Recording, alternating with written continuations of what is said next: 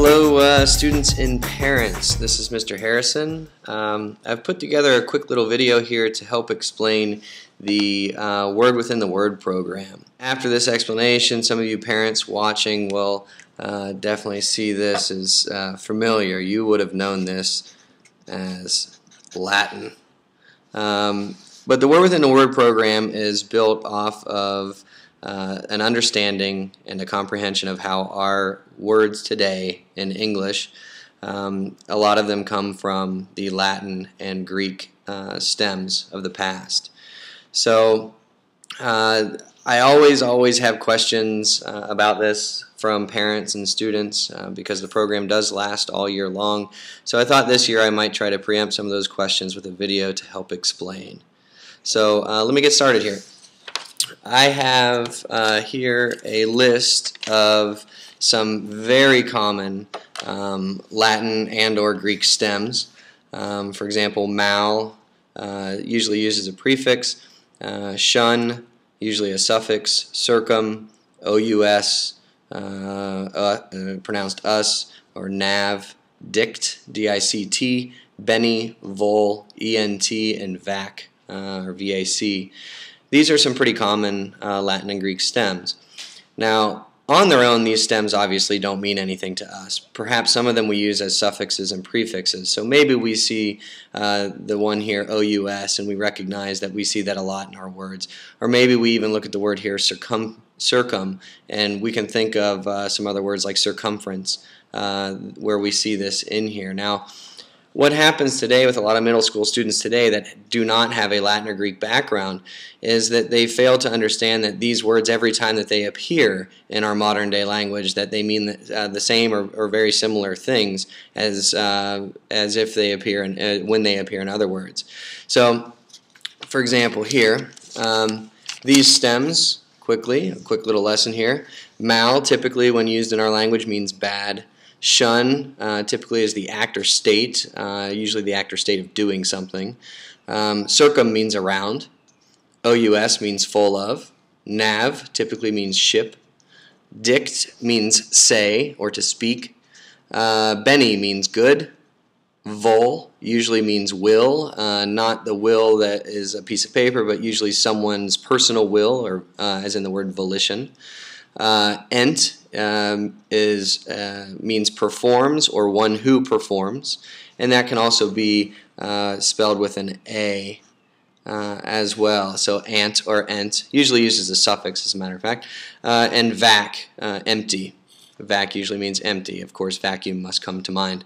But let me show you how this can be used as a personal dictionary of sorts. Students, the more Latin or Greek stems that we know, the more students can see a word for the very first time and actually be able to decipher its meaning, so long as the student is willing to approach the new word as a puzzle and try to figure it out.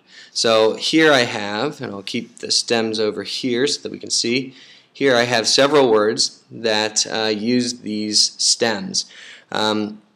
Most of these words, students, by the time that they are juniors, perhaps, and juniors in high school, should be willing and able to use these words in their own writing.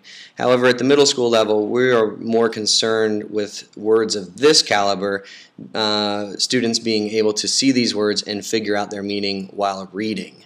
Those are two very different ownerships of the word. So let's get started here. So we have the first word here, malevolent. So if we look at this word, we should be able to immediately see a few of our stems located in this word. For example, mal. Okay. Also, too, we have buried in the middle, V-O-L, vol, and at the end here, E-N-T, ent. Okay, now what that means is, and you'll notice here we've got an extra E left over, and that happens sometimes for a variety of different reasons that I won't go into now. But we have here mal, which means bad. Okay, we've already determined that. Okay, vol means will, and ent is we have here performs, or one who performs. I'll just put performs for now. Okay, so if we typically the way that these stems are constructed, not all the time, but a lot of the times, you can just go backwards with the stems. So rather than bad will performs, this is the puzzle part. You try to turn around these stems until you can get it into a definition that makes sense for you. So in this case, somebody who is malevolent is one who performs bad will. Okay, they perform their bad will on someone else. Or if we wanted to make the definition a little bit more concise, we have the definition of evil intent. Okay, evil intent. That's what malevolent means. Okay, the next one here, benediction. Automatically, we should be able to see a few stems in here that are identified below or over to the left. Beni means, and we've got dict, D-I-C-T, and we also have T-I-O-N, which brings up a good point. I'd like to illustrate here that sometimes our stems are nice and clean cut like this one, Beni. Other times they overlap. So D-I-C-T is borrowing the T, and also T-I-O-N is using the T here. So in this case, we know from our key over here that Beni means good. We know that dict means say. And we know that shun is the act or state. Okay? So I guess in general here, well, I guess very specifically here, this word is the act or state of saying something good. Or, as our books gives us the definition here, it is blessing.